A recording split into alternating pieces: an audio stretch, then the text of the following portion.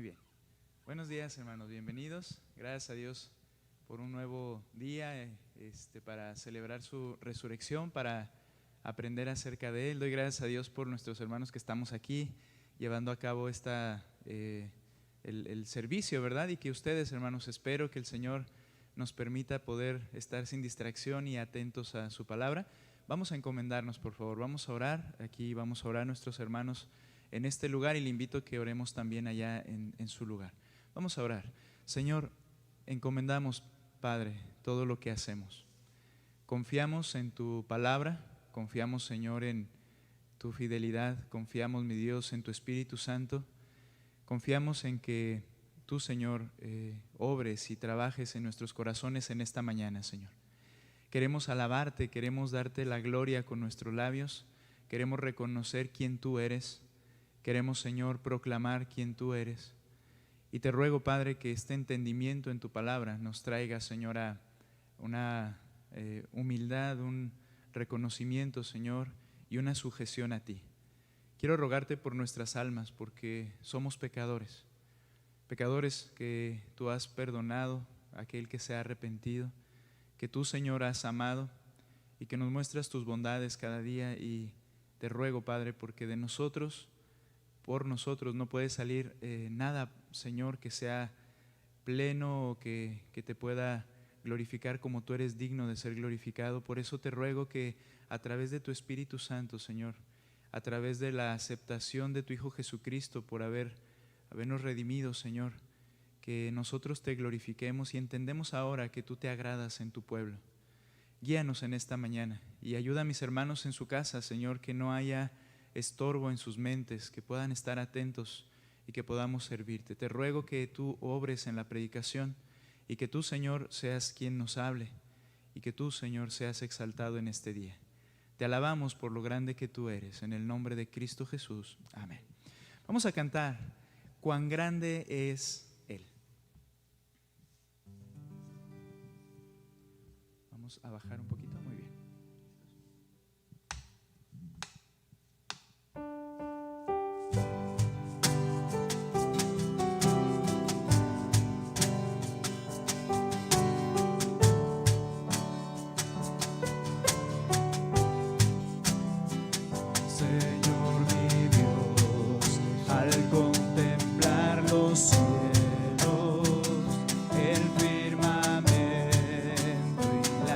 Estrellas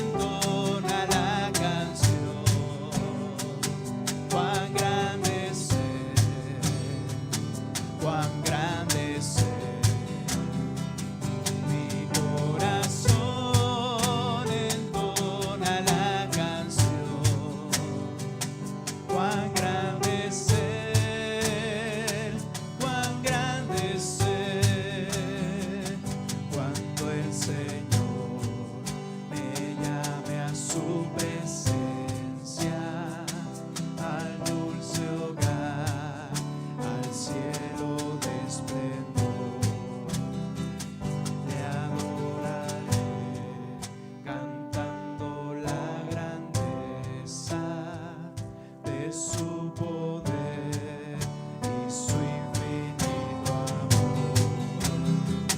Mi corazón entona la canción. Cuán grande es Él, cuán grande es Él. Mi corazón entona la canción. Cuán grande es Él.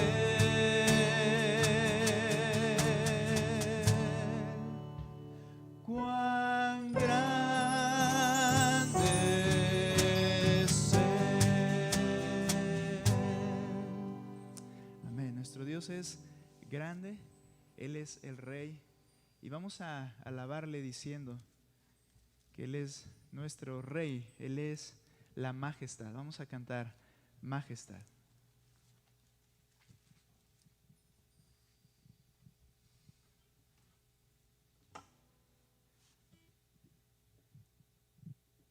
Esto implica nuestra obediencia porque Él es el Rey del reino. Nosotros somos los súbditos y es reconocerle al Señor que estamos dispuestos a obedecerle. Vamos a cantar, hermanos, juntos, majestad.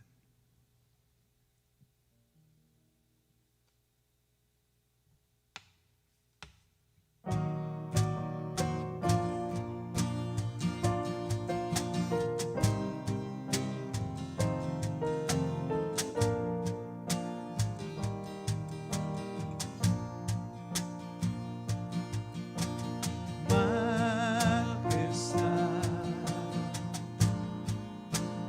excelencia.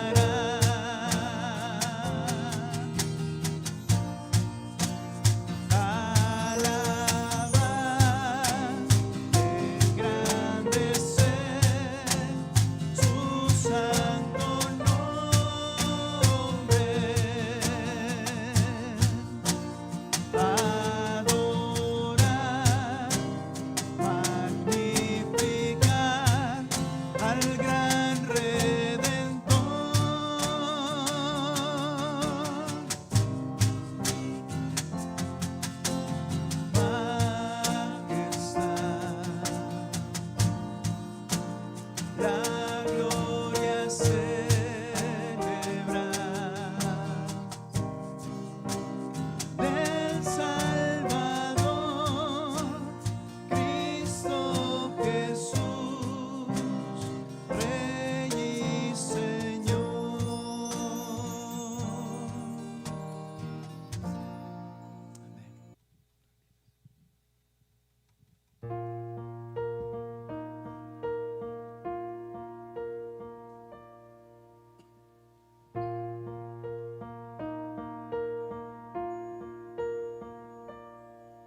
Prepara, oh Dios, mi corazón para recibir.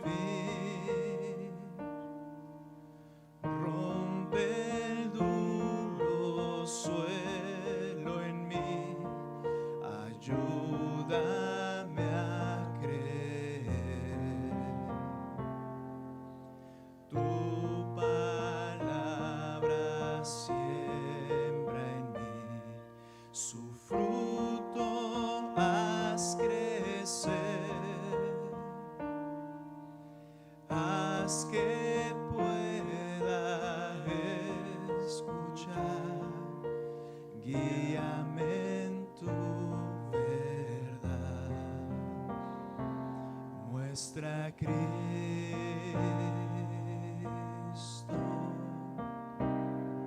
muestra a Cristo,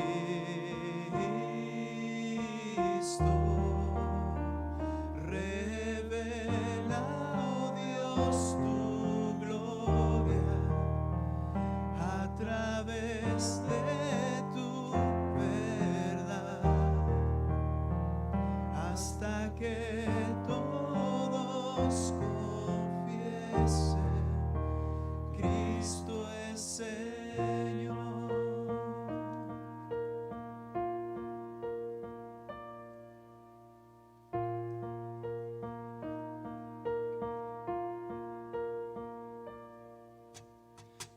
Viva luz es tu verdad en mi oscuridad,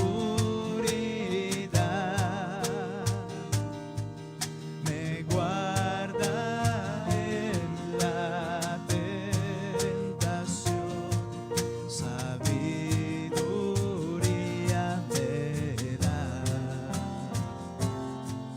manjar a los hambrientos y esclavos libertad,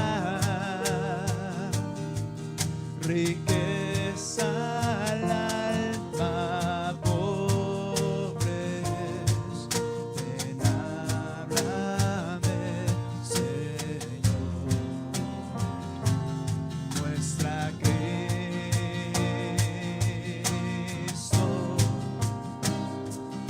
muestra a Cristo,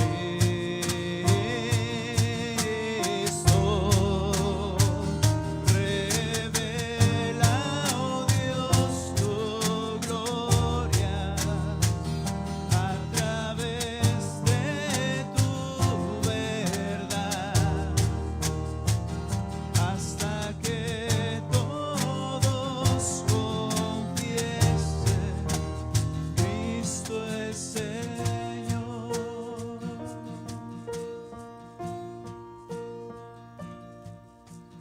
¿Dónde más iré, Dios? ¿Dónde más iré? Tienes palabras de vida eterna. ¿Dónde más iré, Dios? ¿Dónde más iré? Tienes palabras de vida eterna. ¿Dónde más iré, Dios?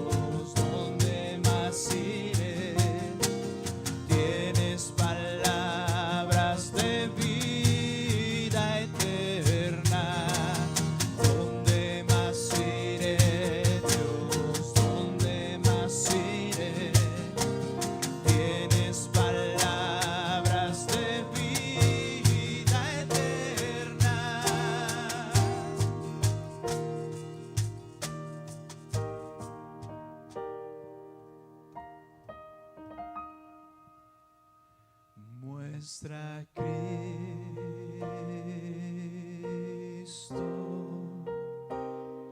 muestra Cristo,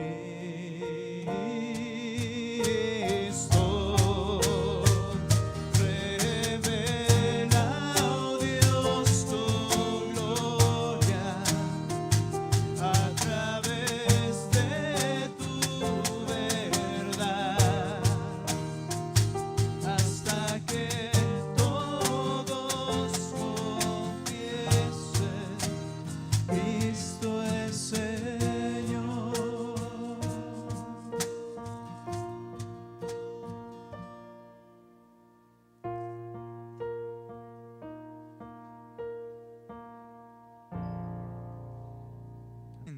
En las Escrituras, Juan capítulo 14. Juan capítulo 14. Quiero resaltar para iniciar, hermanos, dos versículos. Uno de la introducción, otro que usaremos como conclusión. Y creo que si el Señor lo hace de esta manera al momento de hablar con ellos es porque es la parte esencial, es el tema principal en todos estos versículos del 1 al 30 en Juan capítulo 14. Quiero recordarle que está en las últimas advertencias el Señor con sus discípulos. Es el último momento en el cual Él puede alentarles, consolarles y animarles a lo que vendrá. Van a ser momentos sombríos y oscuros, como vimos la semana anterior, y que representan la vida cristiana, en la cual hay momentos de dificultad y de tribulaciones a lo largo de ella. Pero que el Señor va a usar eso para perfeccionar nuestras vidas, como a los discípulos los iba a zarandear y purificar a través de las cosas que vendrían. Entonces, preparándolos para ese momento tan crucial que ellos ni siquiera esperaban, Él les dice entonces en Juan capítulo 14, note lo que dice la primera frase, en realidad el primer verso, según nuestras Biblias, ahí la división que se hizo después. Dice el verso 1, no se turbe su corazón. Crean en Dios, crean también en mí. El Señor sabía lo que vendría. Si probablemente ellos no lo veían, no lo entendían, el Señor les está advirtiendo, hablando previamente y les dice, no se turbe vuestro corazón. Las situaciones que vendrían los traerían a una situación de aflicción, de turbación, de estar agitados, de sentirse perseguidos, de sentirse desalentados, desprotegidos. Habría en ellos agitación y les dice, no se turbe tu corazón. Y cuando termina, nota por favor, en Juan capítulo 14, y les dice en el verso 27, la paz les dejo, mi paz les doy. No se las doy a ustedes como el mundo la da. Nuevamente, no se turbe su corazón, y añade algo más, ni tenga miedo. Es decir, que el Señor, al estar hablando con los discípulos, Él sabía lo que vendría. Él sabe que esto que les acontecería traería en sus corazones momentos de turbación, el cual requería consuelo previo para que en el momento ellos pudieran salir adelante de esa agitación y turbación. Y en segundo lugar, hermanos, que ellos tendrían miedo, que tendrían un temor tal que podría llegar a desanimar a cualquiera. Pero el Señor les dice, no se turbe vuestro corazón, no tengan miedo. Ahora, hay muchas cosas que pueden turbar nuestras almas. Si somos creyentes, sabemos que habrá aflicciones por causa de que ya no somos del mundo. Y que por causa de ser creyentes, muy probablemente algunos en cuanto a nuestra fe nos criticarán, nos atacarán, se pondrán en contra nuestra de manera permanente. Y eso puede traer a nuestras vidas momentos de agitación, momentos incluso de miedo o de tristeza. El Señor dice, no se turbe tu corazón. Pero también, siendo honestos, hermanos, hay muchas cosas que nos turban. La enfermedad, los planes que no se han podido cumplir, los alcances que pensemos que debemos tener y no los hemos podido lograr, la desesperanza de ver el mundo que cada vez va de mal en peor, la economía, los problemas en el hogar. Hay un sinfín de cosas que pueden traer a nuestra vida turbación, agitación. Y creo que en esta porción el propósito del Señor entonces es exhortarles para tener las armas correctas y suficientes para enfrentar la aflicción que ellos tendrían en unos momentos. Y esto entonces, hermanos, de manera amplificada o extendida, esto es para el pueblo de Dios, esto es para ustedes y para mí. Quizá ahorita estemos bien, pero ya vimos y ya hemos hablado que vendrán momentos que nos causarán agitación, que nos causarán turbación.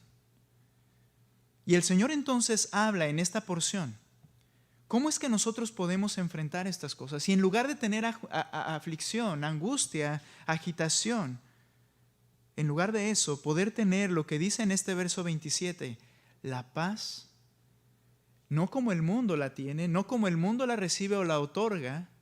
Esta idea es de que, y lo veremos más adelante, de que era un saludo entre ellos, shalom, pero de una manera como solo el creyente puede entender, una verdadera paz en su corazón, delante del Señor y ante las aflicciones. Por eso en esta mañana, dentro del tema de En las sombras con Jesús, hablaremos de paz en lugar de angustia. Paz en lugar de angustia. Y la manera en que el Señor nos habla a lo largo de todo este texto, hermanos, para que nosotros podamos experimentar la paz en lugar de la agitación, es confiando en las promesas que Él nos hace.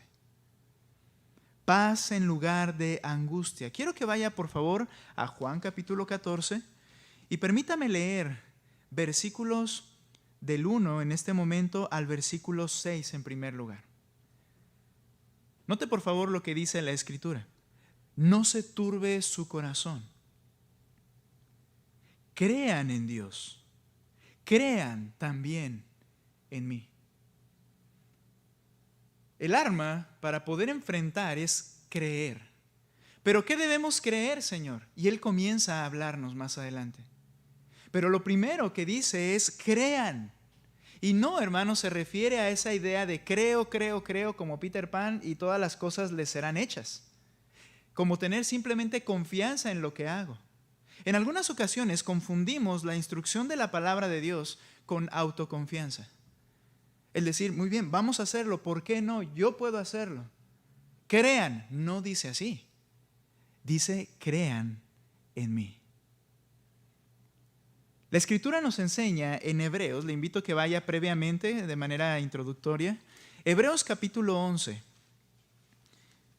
Este pasaje quiero que lo leamos, no lo tengo en mis notas, pero es importante entender lo que dice aquí, una manera de identificar la fe. Y vean lo que dice, capítulo 11, versículo 1. Hebreos, capítulo 11, versículo 1. Ahora bien, la fe, ¿qué características tiene la fe? La fe es la certeza de lo que se espera. Dicho en otras palabras, es una seguridad arraigada en el corazón de la persona de aquello que se le ha prometido. Una seguridad arraigada en su alma de algo que le prometieron. La fe es pues la certeza de lo que se espera. ¿Y qué otra característica tiene esta fe, esta confiar? La convicción de lo que no se ve. Es fácil confiar en cosas palpables porque así somos los seres humanos. Es fácil confiar que aquí hay una silla. Es fácil confiar que aquí hay, o creer que aquí que este es de madera, que estas son hojas, que este es un libro. Lo palpable es fácil de decir que uno cree o que confía en ello. Pero la verdadera fe, la fe genuina, dice que es una convicción de lo que no puedes ver. Algo que no puedes de una manera, en un sentido físico, palpar. Y esto, hermanos, habla de todo lo que Dios nos ha dado. Porque aunque hablemos de experiencia, en realidad, ¿quién ha visto a Dios? ¿O quién pudo ver al Señor Jesucristo? ¿O quién pudo ver cuando este libro fue escrito por hombres fieles y no por hombres perversos? Sin embargo, la fe implica no solamente creer en las promesas que se nos hacen, sino tener la convicción de que esas cosas no las podemos ver, pero que sucederán. Eso es lo que la fe dice que es en las Escrituras. Ahora, regresando a Juan capítulo 14 entonces, dice el Señor, no se turbe su corazón, crean, confíen en Dios. Crean también en mí, dice el Señor Jesucristo. En la casa de mi Padre hay muchas moradas. Si no fuera así, se lo hubiera dicho, porque voy a preparar un lugar para ustedes. Y si me voy y les preparo un lugar, vendré otra vez y los tomaré a donde yo voy, para que donde yo esté, allí estén ustedes también. Y conocen el camino donde voy. Señor, si no sabemos a dónde vas, ¿cómo vamos a conocer el camino? Le dijo Tomás. Jesús le dijo, yo soy el camino, la verdad y la vida. Nadie viene al Padre sino por mí. Vamos a notar en cada una de estas divisiones que vamos a ir viendo que el Señor motiva una pregunta de parte de los discípulos. En ocasiones las situaciones que el Señor hacía o cuando estaba con ellos era decir algo que Él conocía que causaría en ellos una pregunta, y al hacer la pregunta Él responderla. Y vamos a darnos cuenta en cada una de estas tres partes en las que dividiremos la enseñanza que en el Señor hay una afirmación. Esto surge y promueve una pregunta de parte de los discípulos, pero también vamos a ver que en cada una de estas cosas hay una acción que debemos ejecutar nosotros, a quienes se dirige la palabra de Dios. ¿Cuál es la afirmación del Señor? En la casa de mi Padre muchas moradas hay. Si así no fuera, se los hubiera dicho. Voy pues a preparar un lugar para ustedes. Y si me voy y les preparo un lugar, vendré otra vez y los tomaré a donde yo voy, para que donde yo esté, allí estén ustedes también, y conocen el camino a donde voy. Segundos antes, el apóstol Pedro le dijo, Señor, ¿a dónde vas que no te puedo seguir ahora? Si es necesario ir a la muerte, si es necesario ir a la cárcel, yo voy contigo. Y fue cuando el Señor le advierte por primera vez, morirás por mí, y de cierto te digo que no cantará el gallo 2 veces sin que me hayas negado 3 veces que me conoces.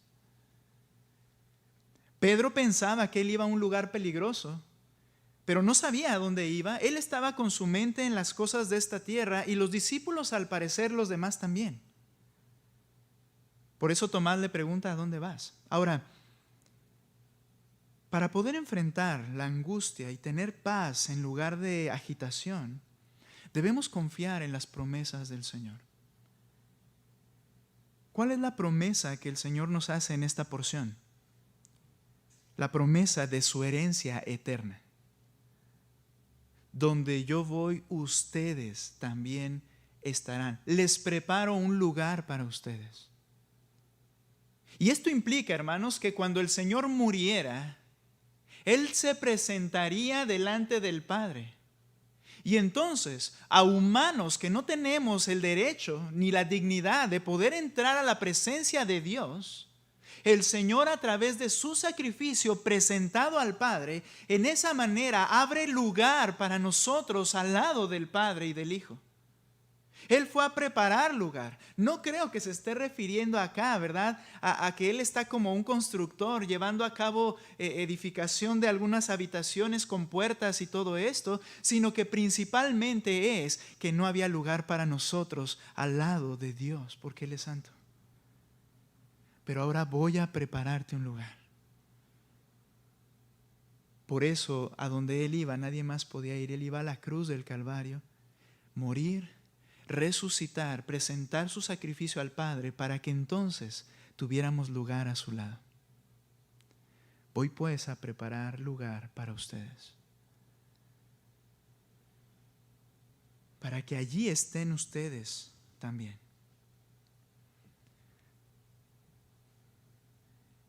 Nota por favor lo que dice Primera de Pedro, capítulo 1, versículo 3 al verso 5. Recientemente leímos esta porción. El apóstol Pedro dice lo siguiente en Primera de Pedro, capítulo 1, versículo 3. Bendito sea el Dios y Padre de nuestro Señor Jesucristo, quien según su gran misericordia nos ha hecho nacer de nuevo a una esperanza viva mediante la resurrección de Jesucristo de entre los muertos. Es decir, que no solo era que el Hijo tenía el deseo y la voluntad de prepararnos un lugar, es decir, abrirnos un lugar en la presencia del Padre, sino que Pedro dice que bendito el Padre, porque de Él es de donde surge también la idea, el plan de podernos abrir camino para estar en su presencia. Una esperanza viva, algo que no podemos ver, pero que es real y que se cumplirá. ¿Mediante quién? Jesucristo, su resurrección, la aceptación del Padre, del sacrificio de Él. Podemos ahora tener entrada a la presencia del Padre. Vea lo que dice el verso 4. Para obtener una herencia incorruptible, algo que no está manchado por nuestro pecado. Una herencia también inmaculada, santa y perfecta de parte del Señor, y que no se marchitará, es decir, algo que no se acabará nunca. Algo que no tendrá un momento de final, algo que no es como la vida ahora, que es perecedera, algo inmarchitable. Y luego dice, reservada en los cielos para ustedes. Queremos enfrentar el desánimo, el desaliento, la agitación. Necesitamos confiar en la esperanza que nos ha dado el Señor. Se dice de Pedro, él murió en manos de Nerón, el emperador romano, al igual que Pablo murió en las manos de Nerón, o bueno, él no lo asesinó literalmente, pero él dio la orden de ejecutar a estos dos apóstoles.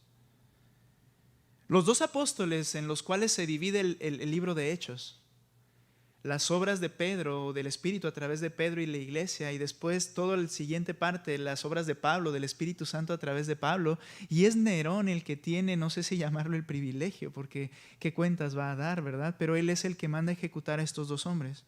Y se dice de Pedro que cuando él iba a morir, él dijo, yo no soy digno de morir como mi Señor, sino de cabeza. Y lo crucificaron de cabeza, le cumplieron su última petición, por decirlo así.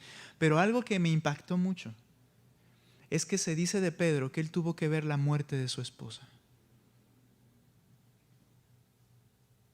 Él tuvo que ver a su esposa crucificada y no poder hacer nada. ¿Te imaginas?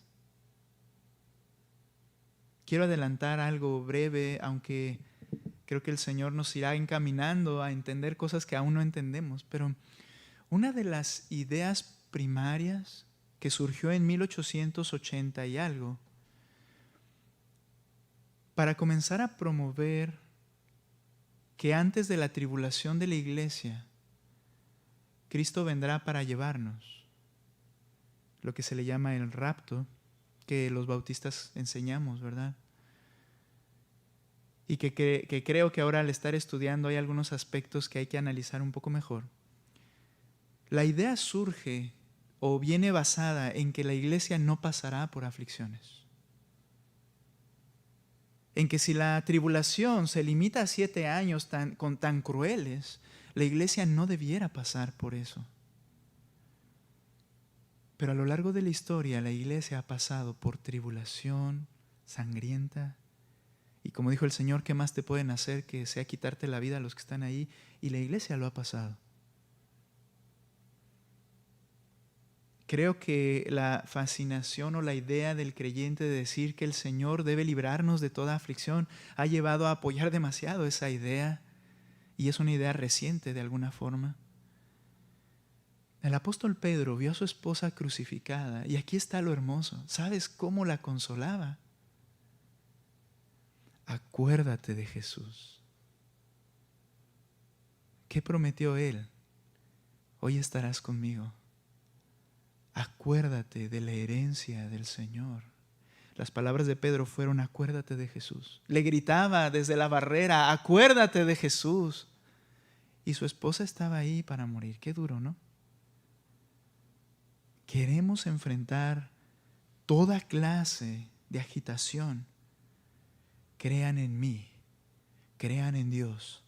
Yo les doy una herencia incontaminada, inmarcesible, incorruptible, en los cielos, reservada para ti. Esa herencia no está aquí en la tierra.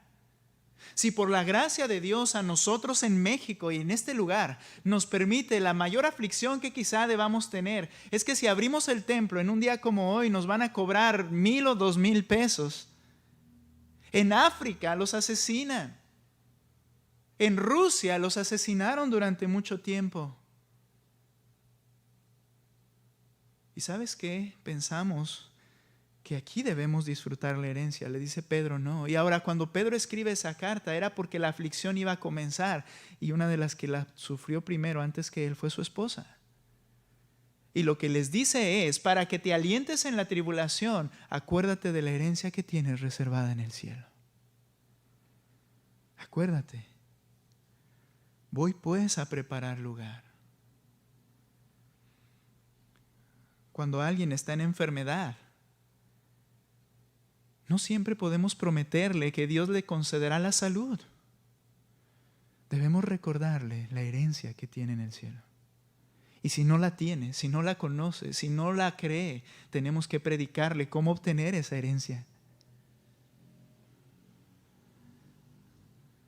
Segunda de Pedro, también, capítulo 3, versículo 13. Le dice: pero según su promesa,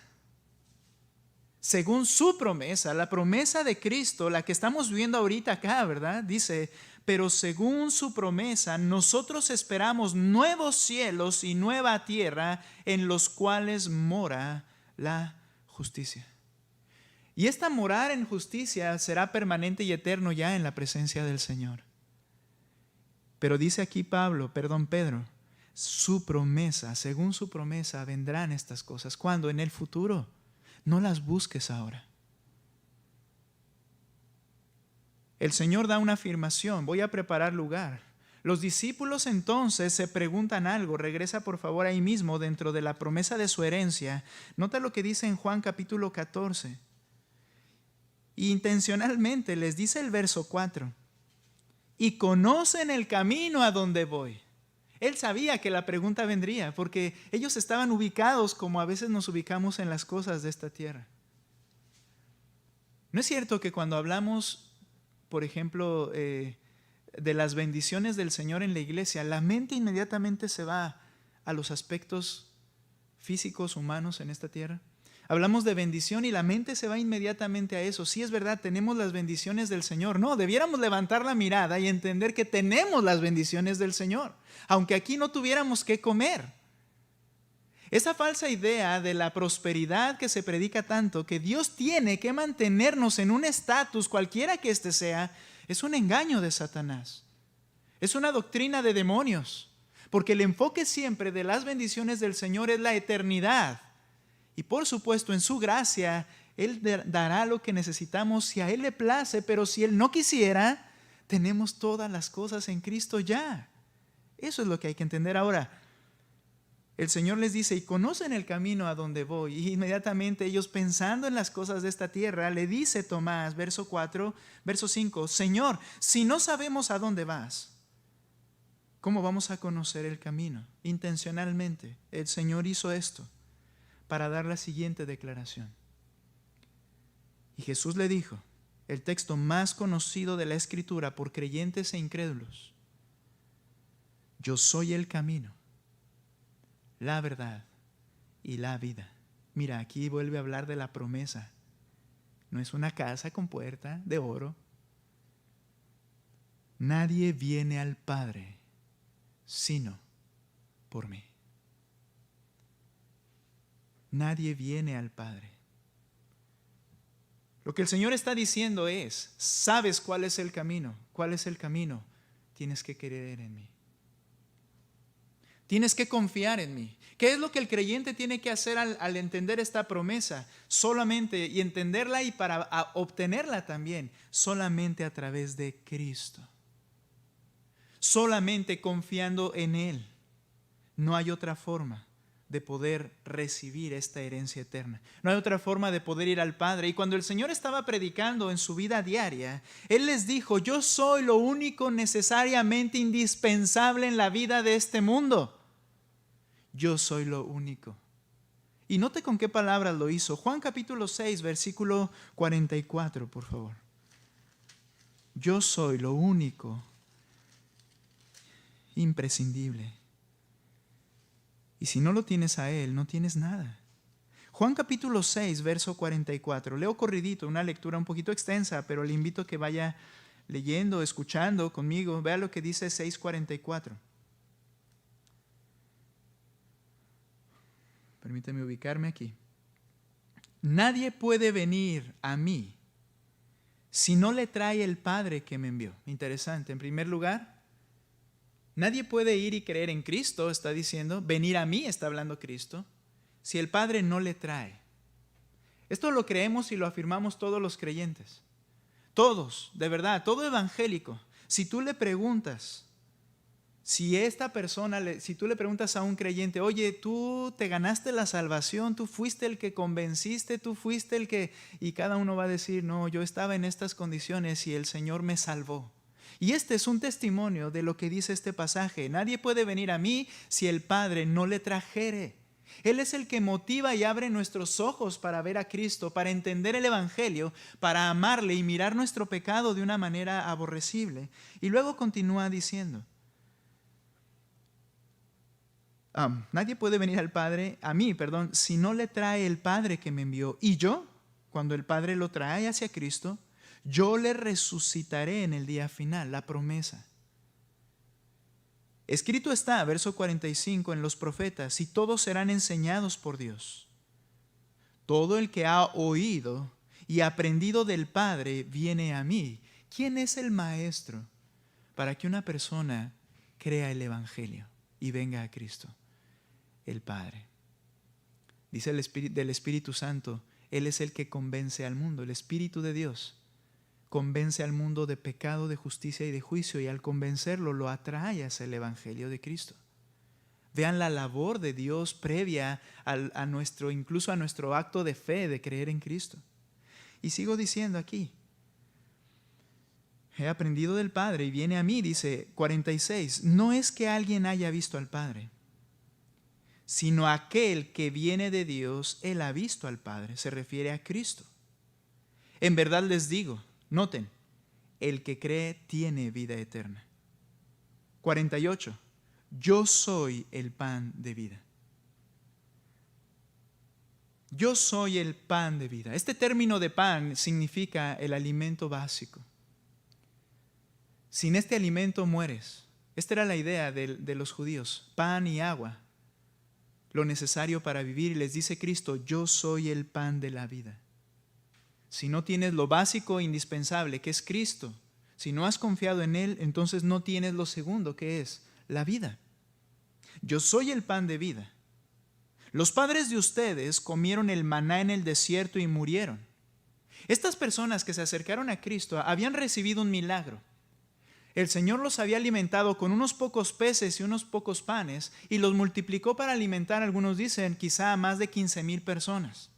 Cuando ellos vieron el milagro y se quedaron saciados de su estómago, pensando que eso es lo más importante en la vida, entonces al siguiente día buscaban al Señor de manera incesante, y cuando lo toparon, le dijeron: ¿dónde estaba, Señor? El Señor les dice: tú me buscas porque lo que quieres es comida, pero no me buscas a mí porque creas que yo soy.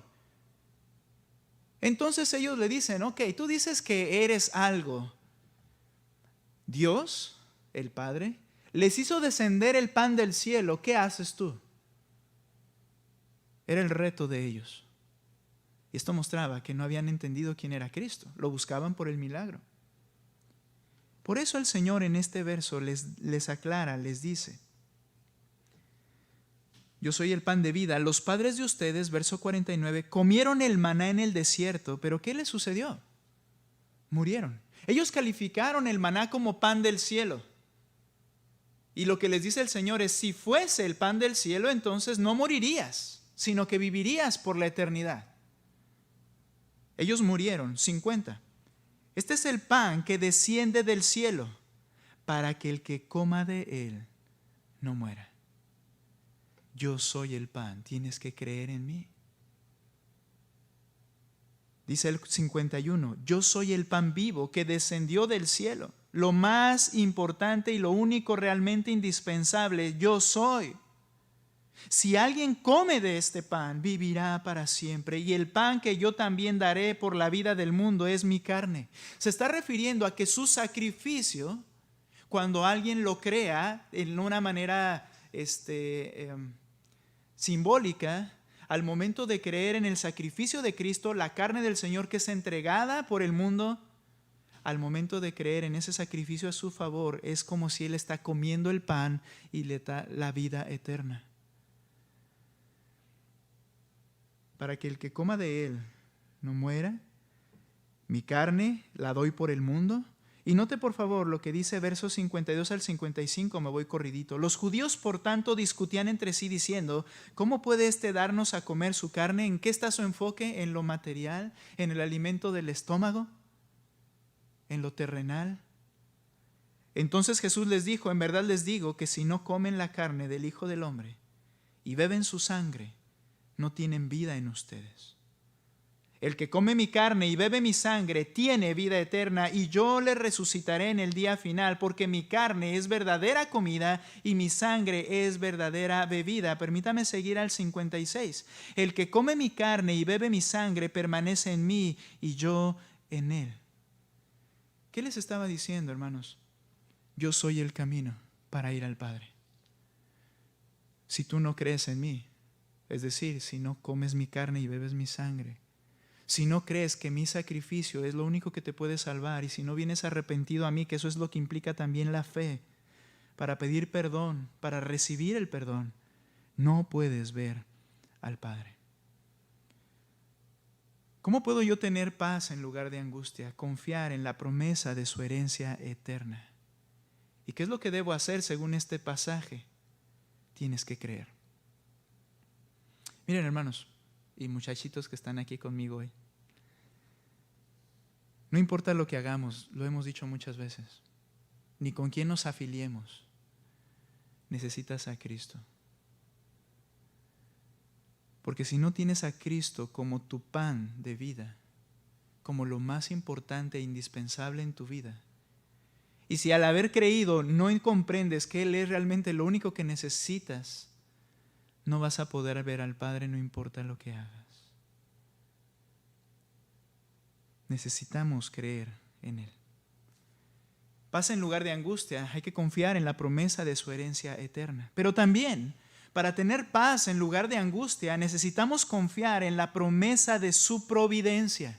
Regrese conmigo a Juan capítulo 14. Este término ha sido quizá en la mente de algunos un término como muy católico, ¿no? Muy religioso, la providencia. ¿Y qué es esto, verdad? No sé, yo tenía ideas muy raras, como que la providencia era Padre, Hijo, Espíritu Santo y María, cuestiones como estas, ¿no? No sé qué idea yo tenía de lo que es providencia. La providencia, de una manera sencilla, definida, por decir así, muy sencillo, la providencia es Dios gobernando y sustentando las cosas. Dios gobernando y sustentando para que las cosas funcionen, sustentando las cosas. Vemos aquí también la providencia de Dios. Vean lo que dice el capítulo 14, versículo 7. Ya les dijo que lo que deben es confiar en la herencia eterna que Él da. Y luego dice en el versículo 7, si ustedes me hubieran conocido, también hubieran conocido a mi Padre. Desde ahora lo conocen y lo han visto. Entonces, vino una frase del Señor, motiva una pregunta de uno de los discípulos. Y después veremos la acción que deben llevar a cabo. Ya hablamos de creer. Ahora vean la pregunta de Felipe. Señor, muéstranos al Padre y nos basta. Quizá Felipe comienza a entender que se requieren recursos para enfrentar lo que vendrá, aunque no sabe ni qué vendrá. Pero él comienza quizá a entender que requiere recursos. Y él piensa que el recurso que necesita es una manifestación gloriosa del Padre y ellos estar en esa presencia. Felipe no fue de los que estuvo en el monte de la transfiguración. Solamente Jacobo, Juan y Pedro. Y ellos vieron la gloria de Cristo. Probablemente les platicaron a ellos lo que había sucedido. Y Felipe, uno de los que no estuvo presente en ese momento, quizá él decía: mira, Señor, a diferencia de acá mis compañeros, si tú me dejas ver al Padre, me basta, con eso voy a seguir adelante con fidelidad y sin problema. Solo muéstrame al Padre, muéstranos al Padre, al resto también. Y nos basta. Jesús le dijo: tanto tiempo he estado con ustedes y todavía no me conoces, Felipe. El que me ha visto a mí, ha visto al Padre. ¿Cómo dices tú, muéstranos al Padre? ¿No crees que yo estoy en el Padre y el Padre en mí? Las palabras que yo les digo no las hablo por mi propia cuenta, sino que el Padre que mora en mí es el que hace las obras. Créanme nuevamente que yo estoy en el Padre y el Padre en mí, y si no, crean por las obras mismas. En primer lugar, debemos confiar, y el Señor les habla de su providencia. Enseguida explicaré este punto, pero lo primero que les dice el Señor es: debes entender algo en primer lugar, que Jesucristo es Dios, que el Padre y el Hijo están unidos de manera permanente. Hay que entender que Cristo vino a revelar lo invisible. ¿Qué es lo invisible? A Dios nadie lo ha visto jamás. Pero Cristo vino a mostrar en esta tierra quién es el Padre. El que vio a Cristo vio el carácter, la obra, el poder, las palabras del Padre invisible. Por eso Colosenses capítulo 1, versículo 15. Colosenses capítulo 1, verso 15, dice lo siguiente el apóstol Pablo acerca de Cristo: Él es la imagen del Dios invisible, el primogénito de toda creación. Esto no quiere decir que Cristo es un ser creado y que Cristo fue el primero creado. No, primogénito habla del que tiene la preeminencia sobre todo lo creado. Está diciendo Pablo que Cristo es la imagen del Dios invisible. Quiere decir que nadie ha visto a Dios, pero al ver a Cristo hemos visto a Dios. Cristo, dicho de otra forma, Él es la cara de Dios dada al mundo. Ese es Jesucristo. Entonces le dice a Felipe: si me has visto a mí, has visto al Padre. Hermanos, si creemos que Cristo es quien dice ser, hemos creído al Padre. ¿Recuerdas Juan 5:24? A veces luchamos, los que ya tenemos un poco más de tiempo, cuando dice: de cierto os digo, el que oye mi palabra y cree al que me envió. ¿Qué está diciendo? Cree al Padre. Tiene vida eterna. Pero esto es hermoso. Dice el Señor Jesucristo: créeme a mí, porque si me crees a mí, le crees al Padre, porque yo soy la imagen del Padre. Ahora, el Señor les está explicando entonces que Él es el Padre, que no necesitan tener una visión de una forma divina, espiritual de Dios que nadie puede ver y nadie ha visto jamás, sino solo el Hijo. No requieres eso. ¿Qué es lo que requiere? Regresando por favor a Juan capítulo 14. Noten, versículo 11. Créanme que yo soy en el Padre, que yo estoy en el Padre y el Padre en mí. Y si no, crean por las obras mismas. Lo que Cristo hizo, nadie lo podría hacer, le dijo Nicodemo, si no está el Padre con él. Nicodemo estaba reconociendo que Cristo no era de esta tierra.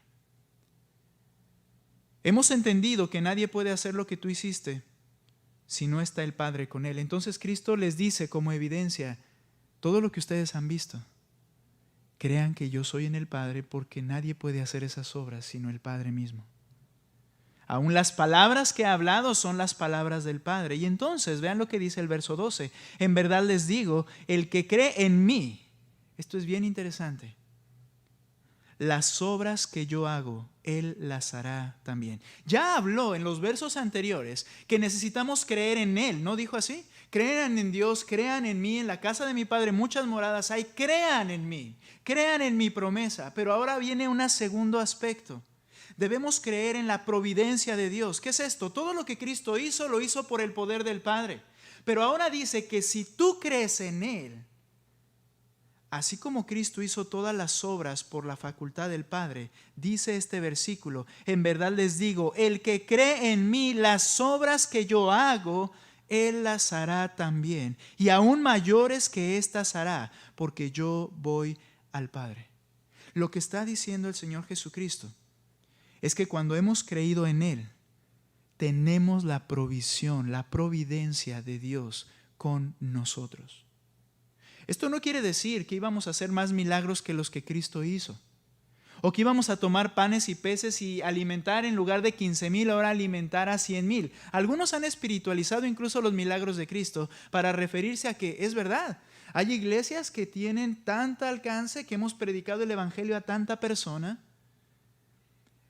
Creo que lo que está diciendo aquí el Señor es que Él tenía que partir y que solo estuvo durante quizá 3 años predicando. Las personas que lo conocieron y creyeron en Él fueron mínimas. De hecho, podemos tener una cuenta precisa. Quizá un poco más, pero había 120 solamente reunidas. Pero el que crea en Él, dice, tendrás oportunidad de hacer cosas mayores porque tendrás más tiempo para llevar a cabo en la tierra la obra de Dios. ¿Por medio de qué recursos, Señor? ¿Cómo yo puedo hacer la obra tuya más grande y hacer más cosas que tú? ¿Con qué recurso? Dice el versículo 13, y todo lo que pidan en mi nombre lo haré, para que el Padre sea glorificado en el Hijo. Si me piden algo en mi nombre, yo lo haré. La promesa del Señor es que Él va a proveer, que Él estará con nosotros como el Padre estuvo con Él. ¿Cuál es nuestra responsabilidad, hermanos? Hacer más obras y las obras que Cristo hizo. ¿Por medio de qué recursos? Pide y yo te daré. Este texto, que ha sido tan utilizado como un cheque en blanco y tan mal entendido, que lleva a los creyentes a pensar que si yo le pido al Señor salud, me la tiene que otorgar. Mis amados hermanos que están en sus casas, sé que muchos están luchando con trabajo y una situación mejor, pero este texto no dice que si tú pides un trabajo, Él te lo tiene que dar obligadamente. Está hablando de su providencia para hacer sus obras. Está diciendo que si has creído en Él, tú debes hacer las obras de Él. Y que para que las hagas, tú vayas a Él y le pidas esas capacidades que requieres para hacer lo que Él te enseña que debes hacer. Y la promesa del Señor es, y yo lo haré. Yo responderé y te daré lo que necesitas para llevar a cabo las obras que te mando que hagas. Si el Señor predicó en un espacio muy limitado de kilómetros, el creyente como Pablo pudo predicar en todo el mundo conocido en ese tiempo, o casi todo el mundo conocido. ¿Por qué? Dijo Pablo, por la gracia de Dios en mí. Tienes algo que hacer y tienes la provisión. ¿Necesitas qué? Pedirla. Por eso, por favor, podemos recordar Mateo capítulo 7, vaya conmigo a ese texto. Voy a brincar un texto porque ahorita lo leeré, pero vea lo que dice Mateo capítulo 7 en primer lugar, por favor.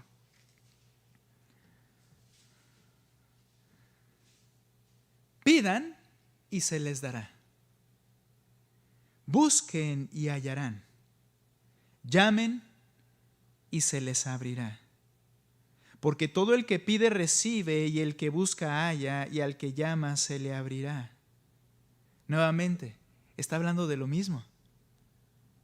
Mira, aquí el Señor dice que yo puedo pedir lo que yo quiera y si soy insistente, he dicho esta frase, le hago manita de puerco al Señor y entonces Él me da lo que lo que yo quiero recibir porque se lo estoy pidiendo de manera incesante. No, sigue la lectura, mira lo que dice. ¿O qué hombre hay entre ustedes que si su hijo le pide pan le dará una piedra? ¿O si le piden pescado le dará una serpiente? Pues si ustedes siendo malos saben dar buenas dádivas a sus hijos, ¿cuánto más su Padre que está en los cielos dará cosas buenas a los que le piden? Por eso todo cuanto quieran que los hombres les hagan, así también hagan ustedes con ellos, porque esta es la ley y los profetas. ¿Cuál es el punto en los versos previos? Que el Padre es bueno y que Él da cosas buenas. Cristo dijo, todo lo que yo hice, no lo hice yo, sino el Padre. Implica que Cristo siempre le pidió al Padre y el Padre siempre actuó a favor. Pero ¿qué buscaba hacer el Hijo? Siempre lo dijo, yo no vengo a hacer mi voluntad, sino la voluntad del que me envió. Ayer antes de dormir, hablando con Santi, hablando de las cosas de esta tierra, es que yo he pedido algo y quizá no ha llegado. La Escritura lo que nos enseña es que hay una garantía de la respuesta del Señor cuando pedimos lo que realmente Dios quiere en nuestras vidas. ¿Él quiere que seamos sabios? Sí. Y dice Santiago, si alguno tiene falta de sabiduría, pídala a Dios, el cual da a todos abundantemente y sin reproche y le será dada. ¿Nos hace falta valor? Sí. ¿Qué necesitamos hacer? Vaya conmigo a Hechos, por favor, capítulo 4, versículo 29. Con esto no estoy diciendo que no debemos orar al Señor y derramarnos ante Él y decirle lo que nos preocupa. Lo que quiero decir es que necesitamos ser transformados en nuestros conceptos para cada vez pedir bien y mejor. Es decir, como dice Juan, conforme a su voluntad. Y su voluntad está en la palabra de Dios, solo tenemos que entenderla y buscar lo que el Señor quiere para nosotros. Note lo que dice Hechos capítulo 4, versículo 29. Ellos tenían miedo. Estaban atemorizados ya la iglesia en este periodo. Y dice el verso 29, ahora Señor, están orando juntos como iglesia. Considera sus amenazas y permite, note la petición, permite que tus siervos saben tu palabra con toda confianza. ¿Por qué le pedían esto? Porque unos días antes les dijo el Señor, ustedes tienen que ir y predicar a todas las naciones. Pero los estaban persiguiendo y ellos tenían miedo de hacerlo. La petición es, permítenos hablar con toda confianza tu palabra. Verso 30. Mientras, extiendes tu mano para que se hagan curaciones, señales y prodigios mediante el nombre de tu santo siervo Jesús. Algo que el Señor dijo cuando la época apostólica les dijo, irán, tomarán en sus manos serpientes, sanarán enfermos, levantarán muertos. Todas estas eran señales que acompañaban la predicación del Evangelio. Ellos no están pidiendo nada que no sea la voluntad de Dios manifiesta. Y entonces les dice, verso 31, después que oraron, el lugar donde estaban reunidos tembló y vino la respuesta. Y todos fueron llenos del Espíritu Santo y hablaban la palabra de Dios con valor. La congregación de los que creyeron eran de un corazón, de un alma. Ninguno decía ser suyo lo que poseía, sino que todas las cosas eran de propiedad común. Con gran poder los apóstoles daban testimonio de la resurrección de Jesús y había abundante gracia sobre ellos. Dios dijo sí. ¿Por qué? Porque ellos pidieron y la providencia de Dios estuvo con ellos. Hechos capítulo 1, versículo 8. En este sentido no hay diferencia en nosotros. Nosotros tenemos que hacer. Tenemos un trabajo que hacer. Y vea lo que dice Hechos 1:8. Pero recibirán poder, capacidad de hacer cualquier cosa, cuando haya venido sobre vosotros el Espíritu Santo. Y serán mis testigos en Jerusalén, en toda Judea y Samaria y hasta los confines de la tierra. Hermanos, si Dios nos manda algo, Él nos da lo que necesitamos para llevarlo a cabo. Si Dios me manda a amar a mi hermano, Él, por su gracia, es el que me va a proveer lo necesario para poder hacerlo.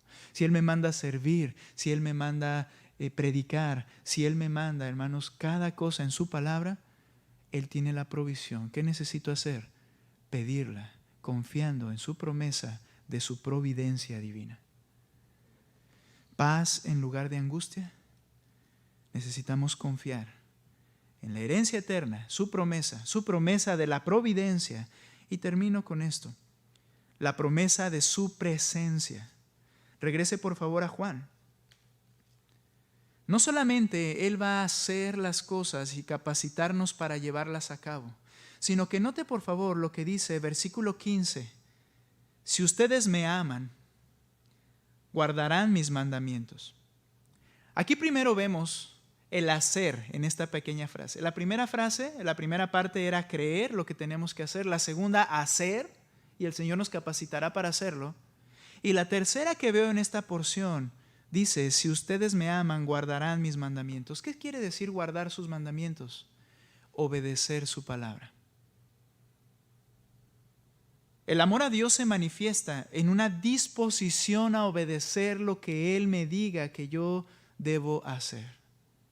De esa manera estoy manifestando un amor genuino a Dios. Si ustedes me aman, guardarán mis mandamientos, dice el texto. Entonces yo rogaré al Padre y Él les dará un consolador para que esté con ustedes para siempre.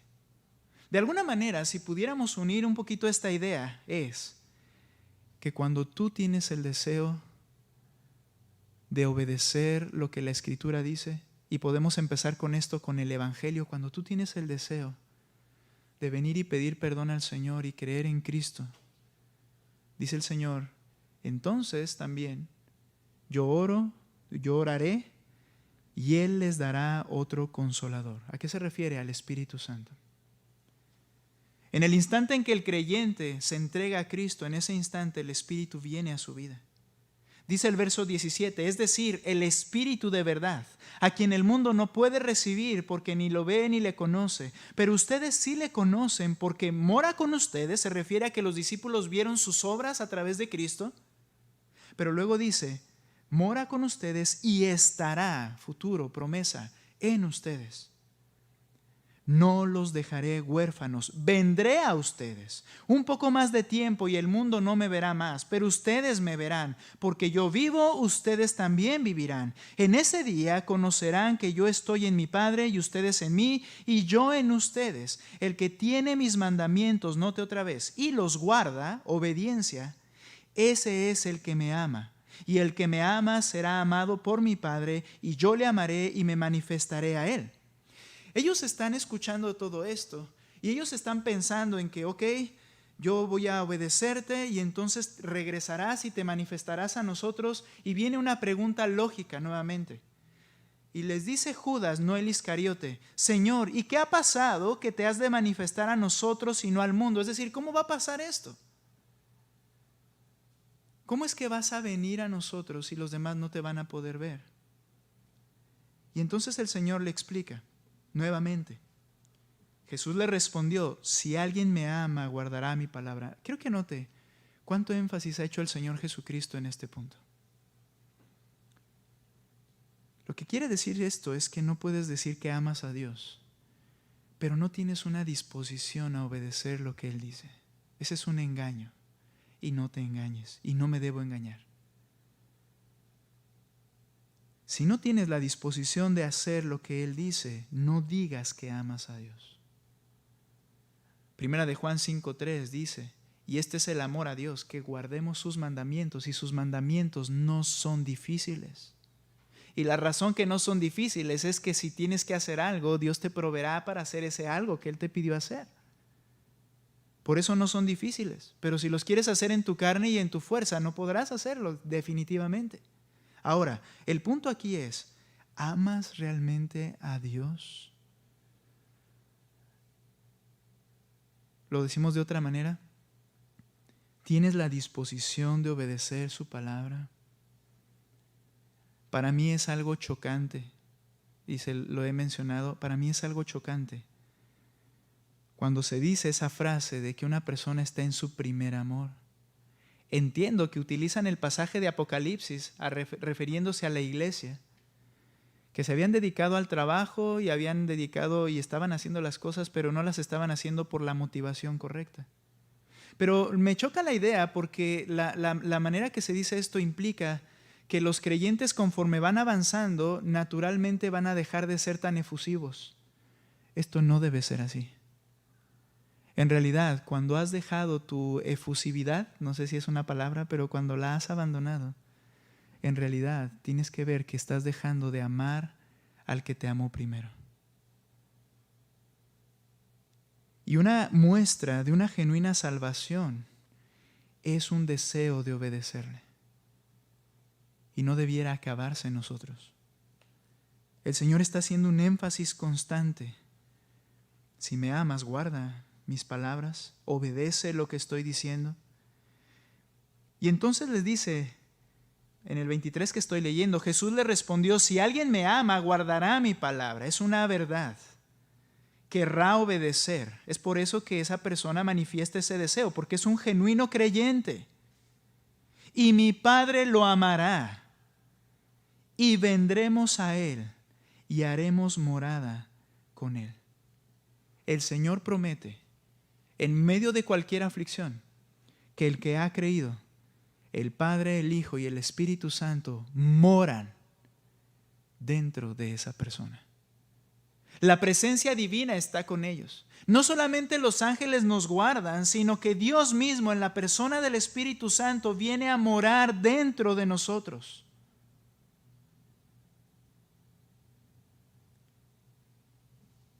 El que no me ama, obviamente, no guarda mis palabras. Y la palabra que ustedes oyen no es mía, sino del Padre que me envió. Quiero terminar la lectura de esta porción que vamos de este último punto. 25. Estas cosas les he dicho estando con ustedes, pero el Consolador, nuevamente el Espíritu Santo, a quien el Padre enviará en mi nombre, Él les enseñará todas las cosas y les recordará todo lo que les he dicho. El Espíritu Santo, al venir a la persona en el momento de creer el Evangelio, el Espíritu Santo lo que hace es recordar y exaltar a Cristo a través de la palabra de Dios en la vida de la persona. Recuerden, es Cristo el centro, lo importante, así le ha placido a Dios que Él sea predicado. Por eso en Efesios 1:13, un texto conocido, note por favor lo que dice ahí y vamos a concluir. Efesios 1:13, en Él se refiere a Cristo.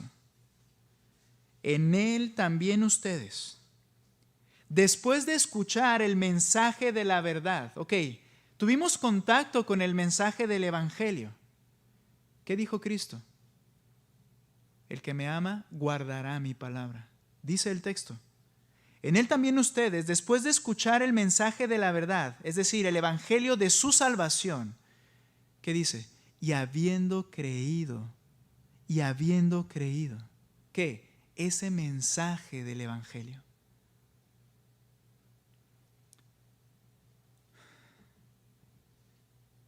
La obediencia al Señor implica creer su mensaje, creer que Él es quien dice ser. ¿Y qué sucede inmediatamente? Fueron sellados en Él con el Espíritu Santo de la promesa. Toda persona al momento de creer en Cristo, de creer el Evangelio, la persona del Espíritu Santo le es dada. Es sellado con Él. Pablo habla, y no vamos a ir a esos pasajes, pero Pablo habla de que somos ahora templo del Espíritu Santo. El Espíritu Santo mora en nosotros. El que tiene el poder para hacer todas las cosas está dentro de nosotros. Lo que hace falta es una dependencia a Él para que la obra de Él se lleve a cabo. Quiero tener paz en lugar de angustia. Necesito confiar en la promesa de su herencia eterna. Necesito confiar en la promesa de su providencia para hacer todas las cosas.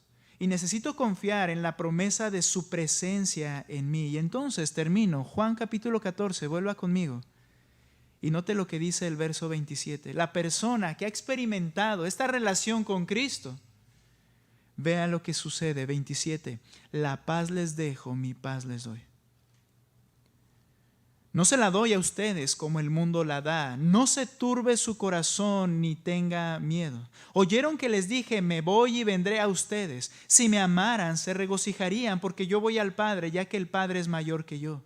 Y se lo he dicho ahora, antes que suceda, para que cuando suceda crean. No hablaré mucho más con ustedes, porque viene el príncipe de este mundo y él no tiene nada en mí, pero para que el mundo sepa que yo amo al Padre.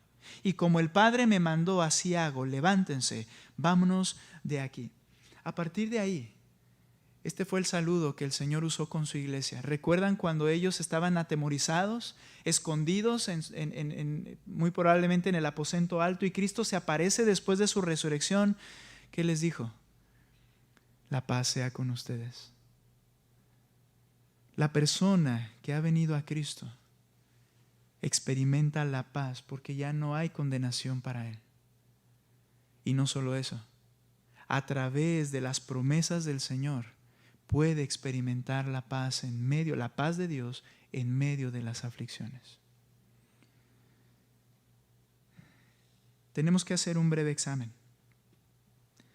Cuando yo estoy angustiado, afligido, es que estoy dejando de confiar en las promesas que Cristo me ha hecho. No hay pierde en uno u otro sentido. Podríamos hablar desde las cosas más sencillas, como cuando salen los hijos a la calle y uno tiene la angustia de si van a regresar o no. Es una falta de confianza en quién es el Señor y que Él está proveyendo y soberanamente guardando todas las cosas, y que si algo pasa, jamás se salió de sus manos. Es una falta de confianza. Si tengo temor en mi salud, es una falta de confianza en el Señor. Si tengo temor en lo que no voy a poder alcanzar o proveer en esta semana, es una falta de confianza en el sustentador de todas las cosas. Siempre que hay un temor en nosotros, hermanos, estoy dejando de confiar en un grado o muchos grados en el Señor. No se turbe vuestro corazón. Creen en Dios, confíen en mí. Vamos a orar. Señor, confío en ti, pero debo reconocer que en mi naturaleza pecaminosa, al marchar, al andar en el camino, olvido, Señor, tu presencia conmigo. Olvido que tú provees para hacer lo que debo hacer. Y olvido que no solamente eso es una realidad, sino que pase lo que pase, me espera la herencia eterna en los cielos. Y por eso, Señor, vivimos vidas atemorizados y sujetos al pecado, sujetos a las modas y a las ideas de este mundo. Porque nosotros queremos, Señor, mantener nuestra barca, usando ese ejemplo, a flote, sin darnos cuenta de que tú eres el único indispensable en nuestras vidas. Y si te tenemos a ti, lo tenemos todo. Necesitamos confiar en lo que no vemos. Necesitamos descansar en tus promesas maravillosas. Señor, esto no lo puede hacer alguien que no ha podido venir a ti primero y creído que tú eres quien dices ser. Creído que tú eres el juez de este mundo y que si no se arrepienten, tú les condenarás por la eternidad. Quien no crea eso y venga arrepentido a pedirte el perdón, y que tú, Señor, a través de tu muerte y sacrificio les puedes perdonar, no podrán tener paz. Ellos tienen la razón a estar angustiados. Ellos tienen la razón a no ver esperanza, pero nosotros no debemos vivir como los que no tienen esperanza. Yo por eso te ruego, Padre, que si alguien está viviendo de una manera desesperanzada, con temores y angustias, primero debe evaluar si ha venido a ti para recibir la paz que solo tú puedes dar. Señor, permítenos proclamarte y permítenos y danos la gracia para descansar en tus promesas. Gracias, mi Señor, por tu palabra. Y confiamos, Señor, no en nosotros, sino en ti. Te alabamos en el nombre de Cristo Jesús.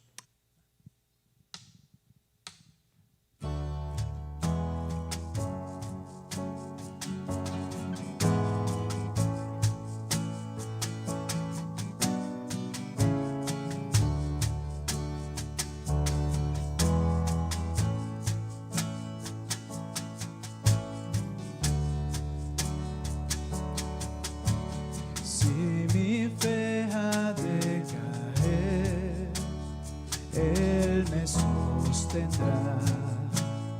En la tentación yo sé, Él me sostendrá. No podría estar de pie en la oscuridad, pues mi amor muy frágil es, Él me sostendrá. Él me sostendrá, Él me sostendrá, pues me ama el Salvador. Él me sostendrá.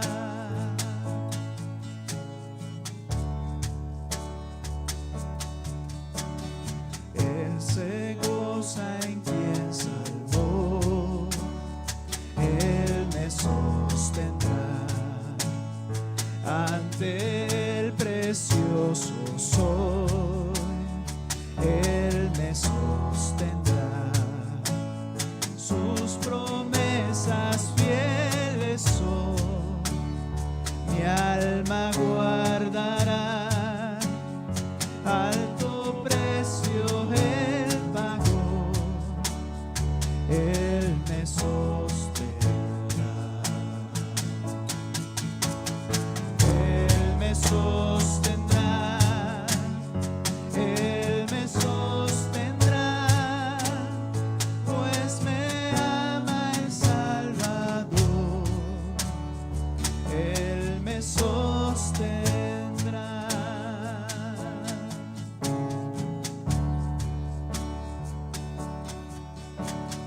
Él sufrió y por mí murió. Él me sostendrá. La justicia Él cumplió.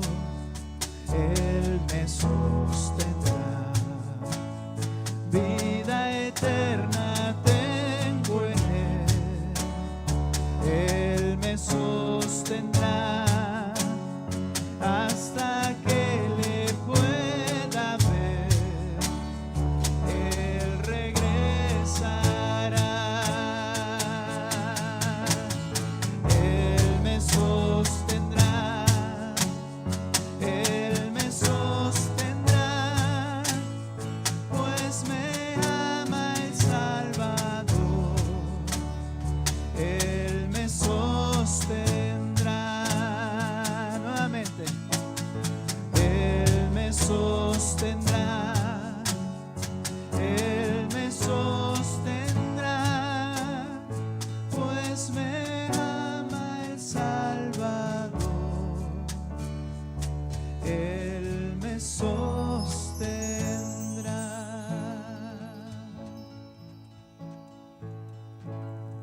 Amén.